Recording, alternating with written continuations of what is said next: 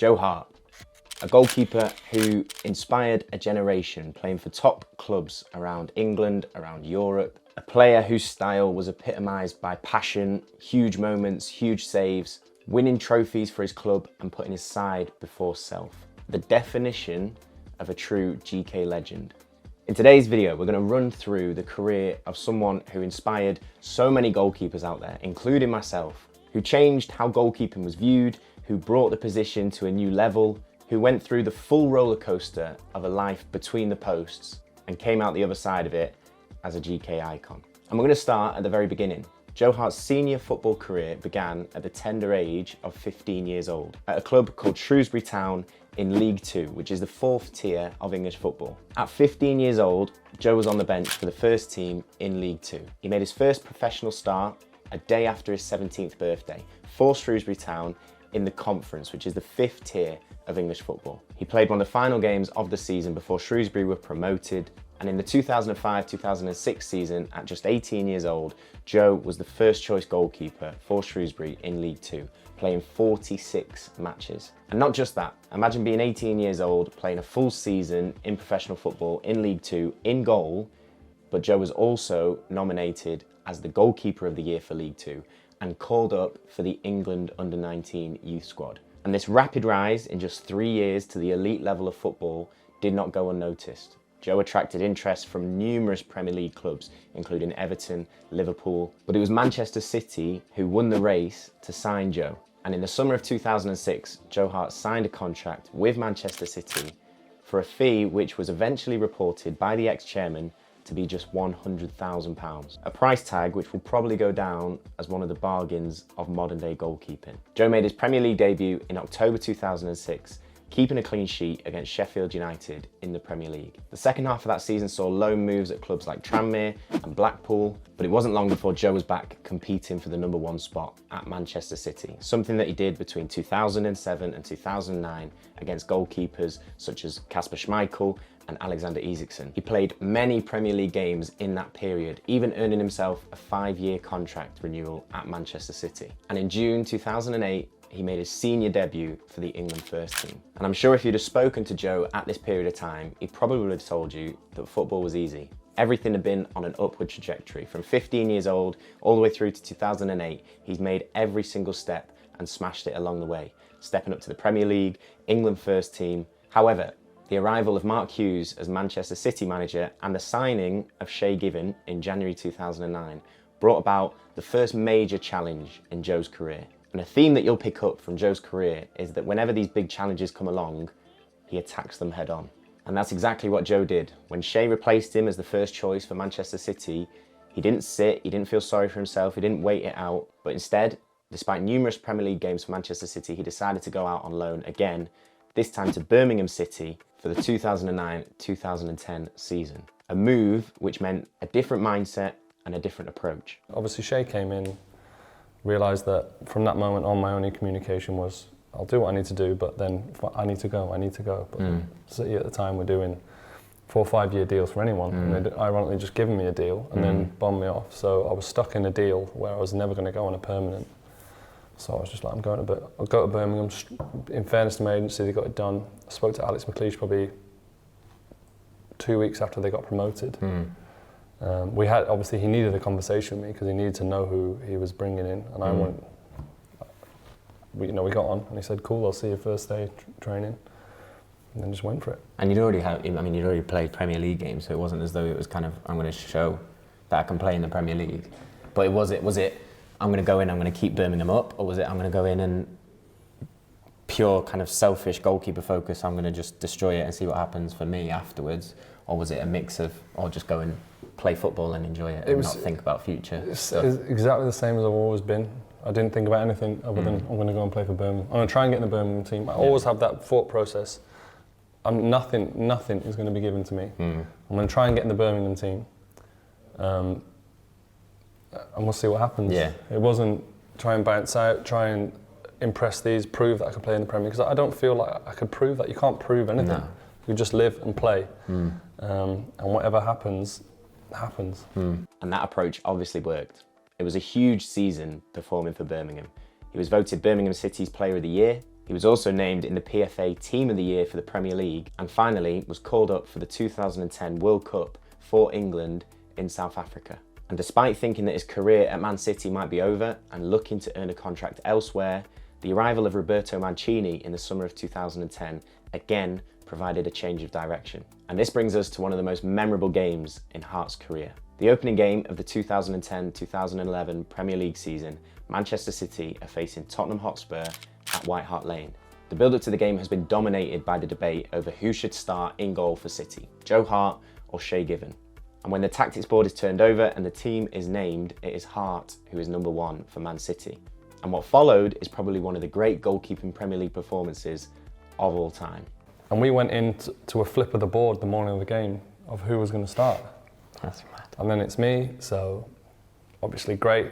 Shay put his disappointment aside like we all have done at times, and you know he knew he had a conversation pending with the manager to go on.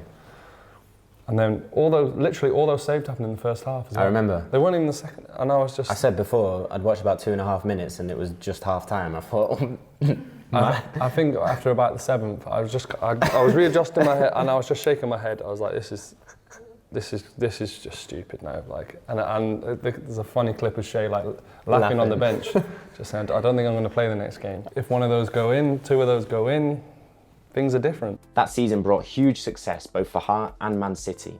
He qualified for the Champions League and won the Premier League Golden Glove with 18 clean sheets. His performances cemented his position as Man City number one and England number one for the next 5 seasons. A period of huge success which brought him 2 Premier League titles, a further 3 Premier League Golden Gloves and 300 appearances for Manchester City, including memorable performances such as that against Barcelona and Borussia Dortmund. However, as we know in goalkeeping, when you're flying high and everything's going well, it is not long before another challenge comes around the corner. And this might have been the biggest challenge of Hart's career, because in the summer of 2016, Pep Guardiola became the manager of Manchester City. And from that point, as we all know, everything changed.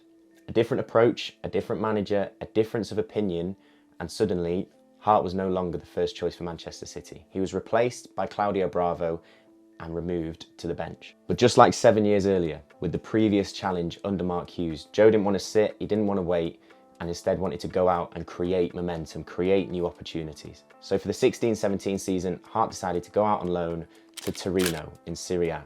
He played 36 games for the Italian club, and the following season did the same thing, went out on loan to West Ham, playing 19 games in the 2017-2018 season, before finally finding a permanent home and signing for Burnley before the 2018-2019 season. 2 seasons at Burnley in probably one of the strongest goalkeeper unions of all time with Tom Heaton and Nick Pope was followed by a season at Tottenham as second choice behind Hugo Lloris. And this 5-year period from the outside seems like one of the most difficult parts of his career. A career which was built on passion and love for the club, Hart was moving between places and not finding that home. However, that all changed in August of 2021. When a phone call from Ange Postecoglou took Joe to Celtic. He signed a 3-year contract with the Scottish Giants, and those 3 years turned out to be another golden period. In his first season, Joe won the Scottish Premiership and the Scottish League Cup, and that League Cup final is memorable for another reason, because it is the first game where Joe put on a Callier pair of gloves. How did you feel going in, changing gloves before a final? Was that something you were nervous about, or were you, because obviously you'd worn them going into it before training? I hadn't worn them much. We were trying to find the best fit, and obviously it was far more important that Celtic won the game than I managed to wear a new pair of gloves for the final. Yeah. So, but you want to look good, play good, feel good, all that kind of stuff. But I loved the ones I was in. The night ones were top gloves. Yeah. And I'd played the start of the season in them and enjoyed playing in them. Yeah. Just timing-wise, obviously, ideally, we were starting. It was the fit and the style, and we were just getting there. And we literally just got there probably 3 or 4 days before. I had them in my hands. Yeah. And it was a crazy busy schedule. So it was game, training, recover. Game, recover, training, game, recover. We were just in that period. And right until on the day of the final, I warm up in a pair and I play in a pair. So I had 2 pairs of Nikes and I had 2 pairs of Calliers. sitting in front of you. Yeah, and it was obviously, it's not a big decision, but that was a huge decision to me to do that. 100%. Because, you know, it was a final, any game's important, but this was, obviously we wanted the maximum kind of hit with it, but at the same time I had to respect what I was doing. Well, it shows how much you trusted it. Yeah, I really did, but you know, if I didn't trust it, I wouldn't have even had a decision to make. Yeah, exactly. That's the thing. And then I was like, you know what? I believe in what we're doing. Yeah. I believe in the boys. I'm gonna. No pressure. Oh yeah. He won a domestic treble in 22-23, and the following season announced his retirement and the end of his professional goalkeeping career. And he capped it off in that final season, winning a league and cup double, keeping a clean sheet to beat Rangers in the cup final in his final ever game as a professional at the age of 37. And in that final ever game, Joe debuted these beautiful gloves. Made by Calliot to commemorate that golden career, these are the JH 1.3 Legends. Designed alongside Joe, these gloves have a 4mm latex palm, a hybrid cut, a latex strap, and a latex power zone. All topped off with a beautiful white and gold colourway.